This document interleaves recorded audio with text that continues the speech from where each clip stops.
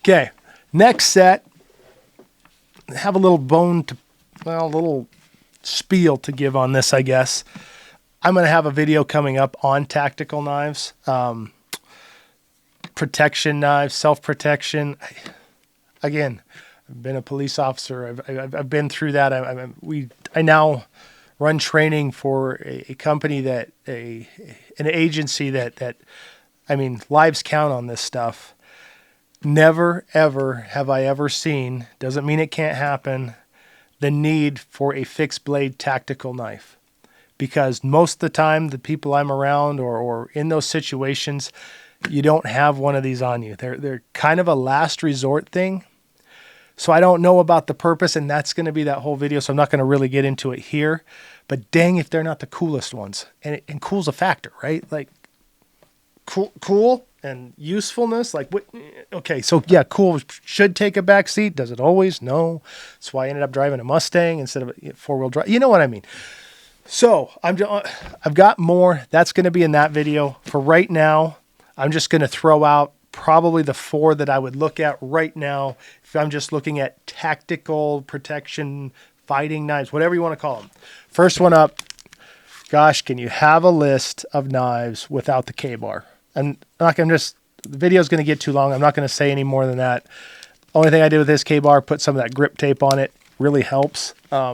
So K-bar, that's one of them. I have another Becker. Just like the Becker BK7, this one is the BK15, kind of has a cool upswept blade to it, kind of almost like a saber. I mean, it is a saber grind, but it has a little bit of a secondary bevel, but it doesn't come down to a sharpened edge. Some jimping for the thumb. It feels really good in the hand, like most Beckers do. Like, that sucker will last.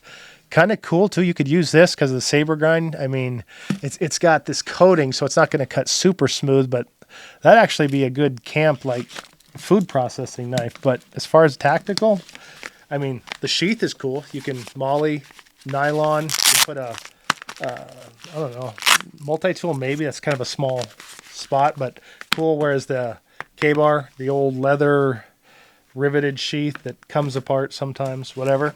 Okay. I'm going through these ones quick because, again, I'll have a whole video on these tactical ones.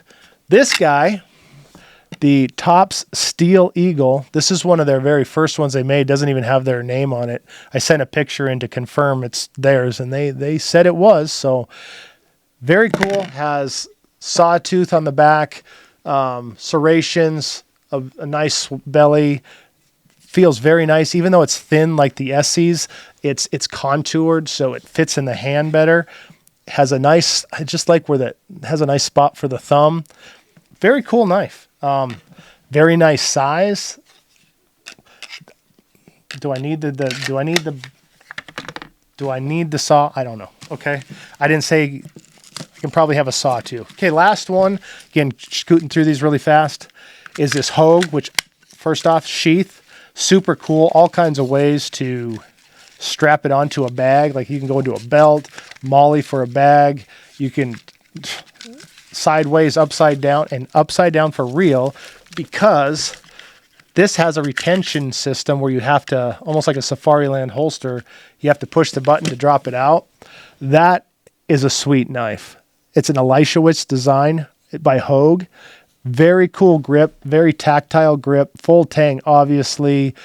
Tanto point, again with the sawtooth back.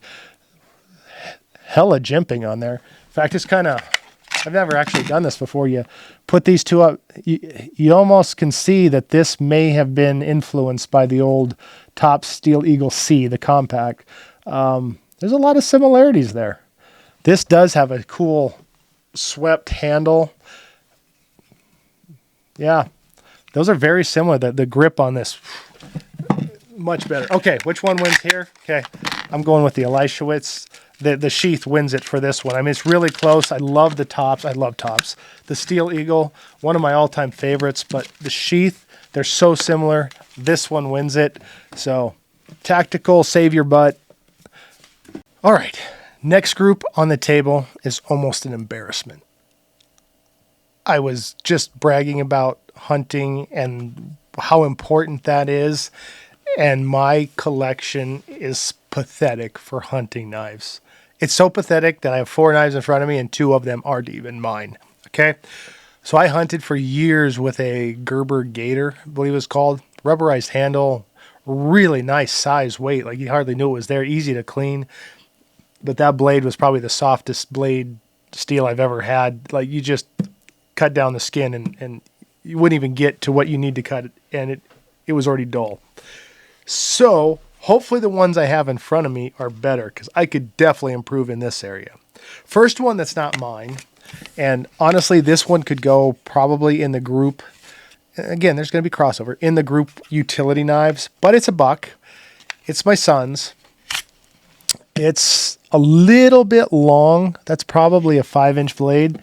Little bit long for hunting. I like a 3.5 inch blade for hunting, skinning, all that, caping, that stuff. But man, this handle, that feels really, really good. And we're going to get into handles here in a little bit, but this handle is probably going to be 3rd or 4th on every knife that I have, how it feels. It's just got a nice, again, that swept handle. You could get in and really like get after it with this one. And the sheath for a buck, I know they've gotten a little more tactical in the last few years, or utilitarian rather than just the old leather sheath. I have plenty of bucks. In fact, I have a Pathfinder somewhere that's not on this list. It's in one of my bags somewhere, and I don't know where it's at. Kind of a cool knife, but this has a fire steel, buck, and it snaps in there. Really? That's awesome. I don't even know if this blade, it's not a very sharp back edge, it can do the fire steel. Maybe the sharpening choil there can do it. But hard, I don't think that's Kydex. I think that's the other stuff. I'm having a brain fart on what that other stuff is right now. But man, I don't know if I like it. It doesn't snap. Oh, there it goes. It snaps in there, but it's kind of gritty. Don't love how it fits in the sheath, but the sheath will last, and that's something. You can only have 5 knives for the rest of your life. Think about that. But the buck, not even sure if that's, I don't know what steel's on there. It doesn't tell me. They used to just do their, 420C or 440C. I got to remember which one. And they were really good at it. Not sure what steel that is. Okay. Other knife that's not mine is my wife's Marbles. Pretty cool blade. Now, we were talking a little bit ago about the BPS sheath, how they're like worth $30 alone for a $36 knife. This is a Marbles. The blade is just ground. It's a complete straight, it's a saber down to an Appleseed edge, convex edge, and a little bit of a choil, whether they want that there or not. Feels really good in the hand, really lightweight, kind of long, pointy. You say, don't you want a knife pointy? Not all the time when you're sticking it in and then trying to do what you need to do with hunting. Kind of that upswept with a point, you can sometimes jam that into things you don't want to. But and I don't know that I like this big choil for a hunting knife. I'd rather the blade be right down at my hand so I have all the control. But Marbles makes good stuff. I don't know what steel that is. Pretty thick.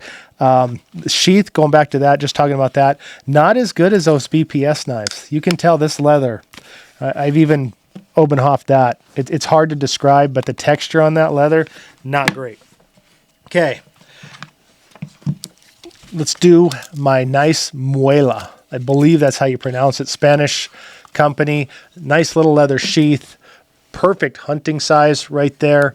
2.5, 3-inch blade. This is a Colubi or some of these things have crazy things that how they pronounce it. Looks to me like maple or burlwood. I think it's maple. I think it's curly maple. I could be wrong. It's got some waves in it. Very, very beautiful knife. Just epically beautiful. It's got a hollow grind, which is really good for slicing. Not so good for toughness, but hunting.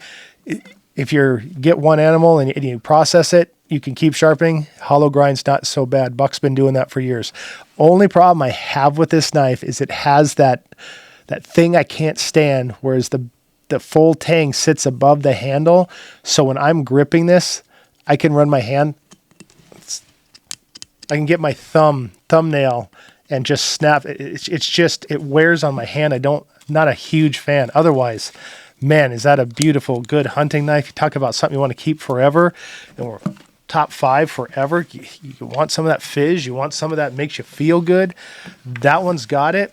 But then it's going up against this guy. What? Oh, that's just a sheath? Nope, not a multi-tool. Again, it's kind of like the K-bar. How can you have a list without a buck 110? I have seen enough lists where one life, one knife, and they pick the buck 110. Hollow ground. It's not. If I could only pick one knife, I wouldn't pick anything that folds. But if you're gonna pick a folder, this is as solid as it gets. Growing up hunting on the ranch, cutting hay bales, out doing everything I needed to do, twine, it's sometimes baling, like everything had, actually the plastic handled version of these, I can't remember what those used to be called. I think the steel, it didn't hold up as well as some new steels do, of course, but you can't beat that. It was tough. You just sharpen it and you're back in business.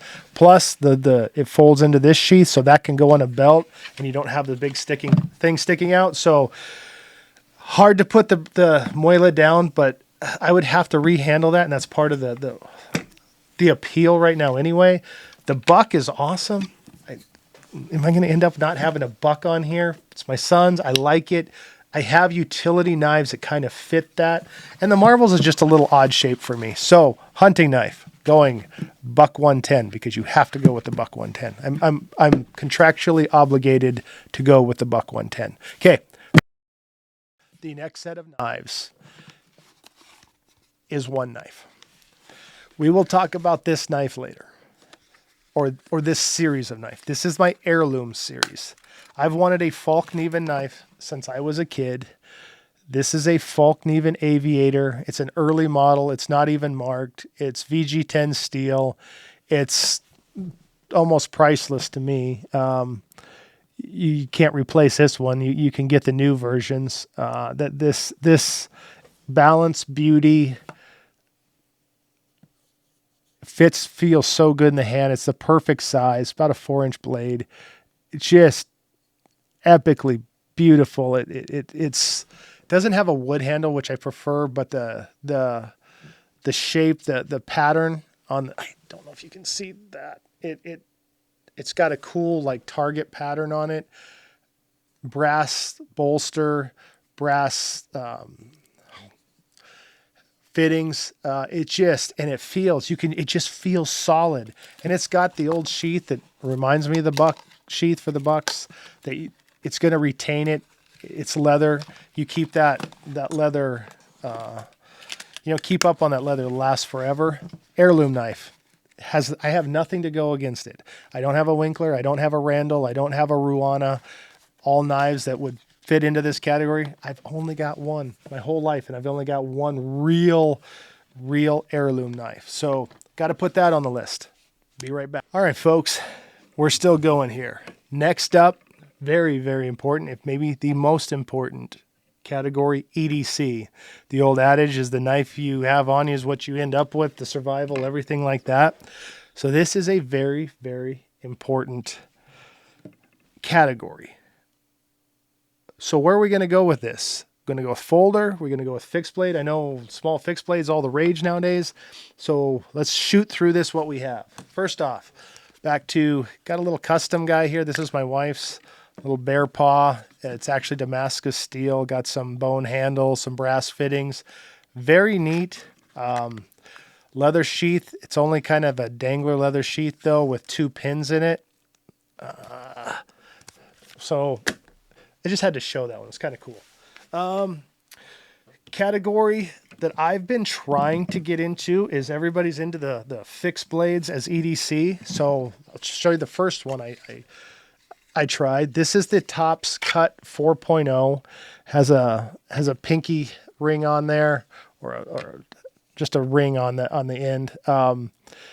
4-inch blade. Very sharp, very slicey. You can flip it around and try not to cut yourself. Don't ask me how I know not to do that. You can turn it use it. Actually, the blade size is perfect. Like, you could actually process an animal with this, do whatever. My only problem with this, and I got a Blade Tech Ulta clip on here, not a Blade Tech. I have an Ulta clip on here. It's too big. This big ring up here, again, it's the same steel that the knife's made out of. It's kind of, the edges are kind of sharp. So when you stick this on your side or wherever you stick it, no matter how I bend, I can't drive with it. It's a little big, but man, that's an awesome knife. I tried to get that to fit on my battle belt. I just still haven't figured out a way. Okay, the other fixed blade that I've been trying. Oh, I love this knife, and another embarrassment that we bought this knife to put in my dog's pack. We have a husky, because this is a reef knife. This is the 2.5 inch, and I try to push that out there.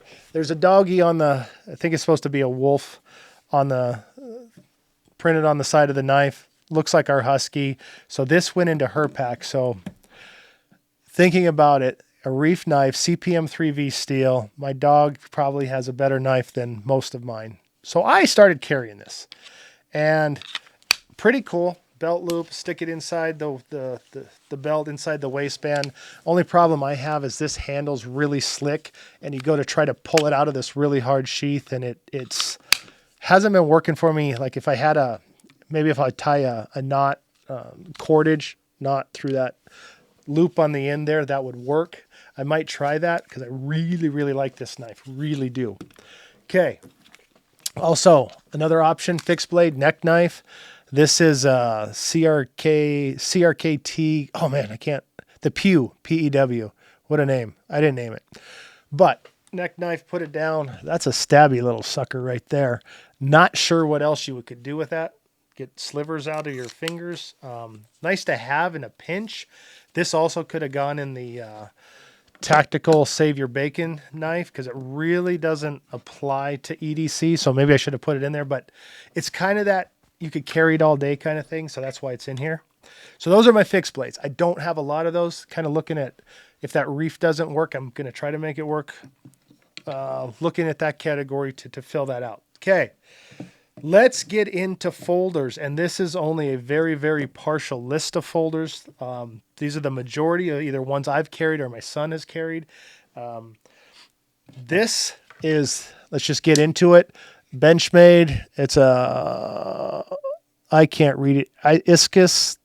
It's old Os 8 steel. Only reason I have this one on here has this weird button release thing. I've never seen that before. Is because I carried this on duty for many years. It's kind of a big heavy bugger, but I always liked having this because it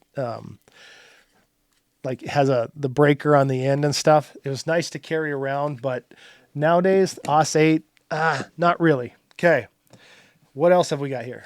Okay, I work in an office where I dress up nice and you know, work around executives, all that kind of stuff. So the CEO is an option, and that's what I bought it for. Lightweight, put it in the pants. It's almost like shaped like a pen. Really, really neat action. This is also a CRKT. Not sure what the blade steel is on there. I think it might say on there, but holy cow, my eyes just are not getting those little bitty writing right now. No, it just tells me it's somebody's design. I can't read it. I wish I could. I don't have all of these memorized. Really neat little knife, and I've been missing the prices on these. Like the Reef is about $200. This is about, I think it was $38 or $28. I don't remember what the other ones were. I don't know what the 4.0 is. This was a present for me, so I don't know what the price was. So I don't know those, but I will try to hit the price on some of these other ones because I've been trying to throw the budget out there. Obviously, Heirloom, you're not going to get a budget. Oh, and the hunting knife, the bucks used to be budget. They're kind of up in the 80s, 90s now, so you can still find some good bucks, though. Okay. Let's stick with the EDC. All right, we might as well get into the elephant in the room, the Benchmade Bugout. This one has S30VN steel. I know they have Magna Cuts and all kinds of other steels now. CEO is an awesome knife to fit in the pants, but this is what I carry every single day. This is so lightweight, so heavy duty, so unbelievably, it just fits good in the hand. It's there when I need it. The clip grips good, which you need in an EDC, and this just kicks butt. So that's definitely in contention. Let's go on the opposite end of that. We're going to talk EDC and only 5 knives. Hey, maybe we want a knife that's tough as nails and it's never going to fail you. So I got a Cold Steel AD-15 right here, which is a really cool knife. It has this weird action.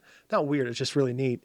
Where the back of the knife comes up, catches the blade, and so when you hold the back of the handle, it holds that blade in place. It gives it an extra lock. Really neat, but it's also really heavy, has some really aggressive texture. The thumb stud is kind of sharp. It's an awesome knife. I really like it. I'm going to throw it out right away though. It's just too damn big. If we're talking EDC, I need to be able to carry it, and that's just going to weigh my pants down. Okay. 2 more that I really, really like, but I think they're gonna get jumped out. Okay, one, a Cobra Tech knife that my son carries all the time. Very, very, man, that thing always wants to jump out of your hand.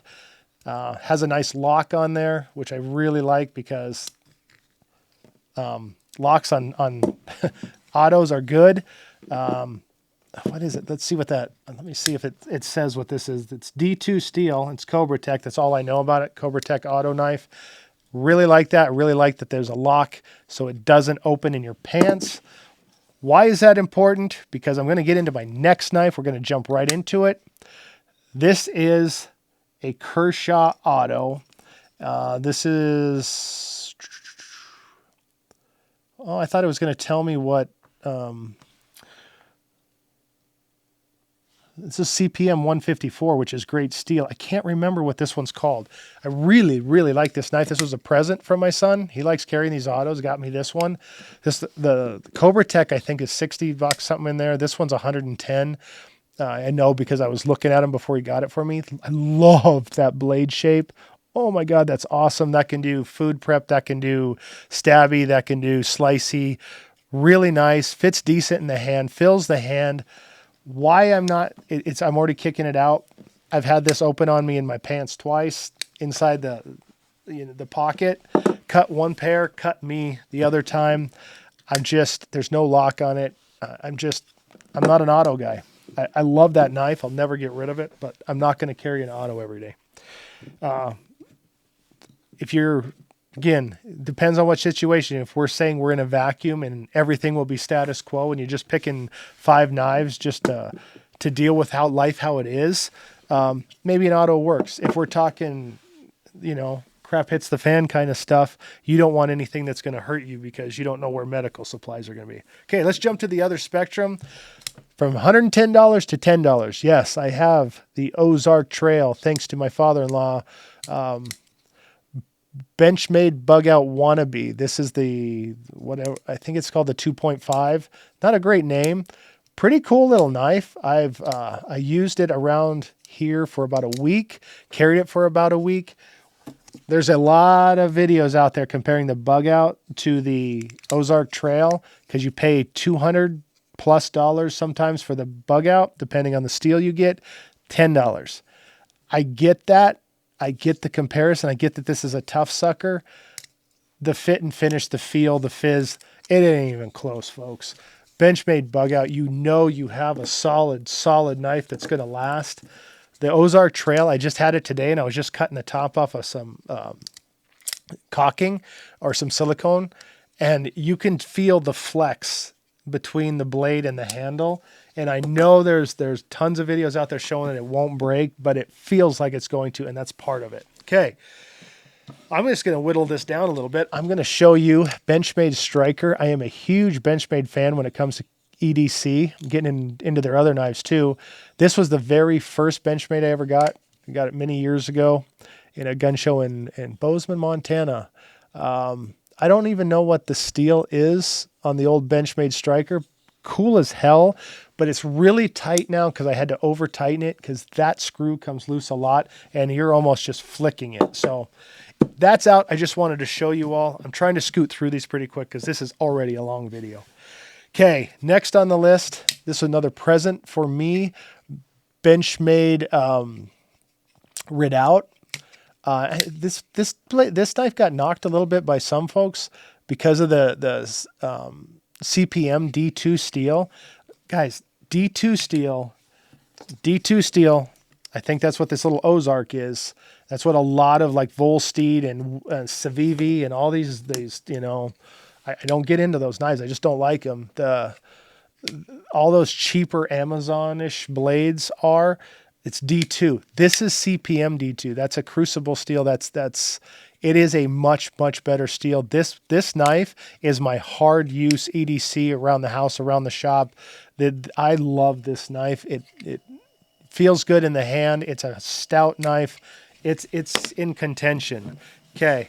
This is where it gets really, really hard. Also carried this knife for years. Again, you're doing a knife video. You're contractually obligated to have these two knives. This is the Spyderco Paramilitary 2. You've got to have a 2 or a 3 or you're not anybody. This is an older one in the S30V. I know they make it in some other super steels now. Been absolutely wonderful for me. I have never sharpened this knife. I think I've stropped it once and it's still sharp as hell. This is a sweet knife. Then how can you, I mentioned Wrangler Star earlier. How can you go without a Benchmade 940?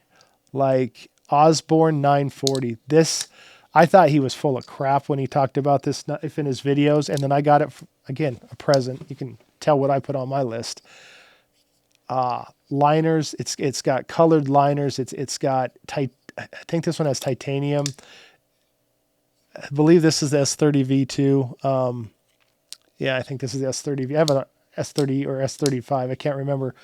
This is solid. That tip right there, because it's kind of swedged and comes down into the tip. It's solid. You can punch through paint cans with this. This thing is so slicey, so nice to have to carry. So if you're gonna tell me that I have to have an EDC and I can only pick 5 knives for the rest of my life, sorry. Love. I'm still working on the fixed blade EDC. Haven't got that down yet. These 3, depending on the day, I would probably pick a different one, how I feel, but I have been carrying the Benchmade Bugout at work for over a year and a half. It lives with me daily. It's going. All right. Last set coming up.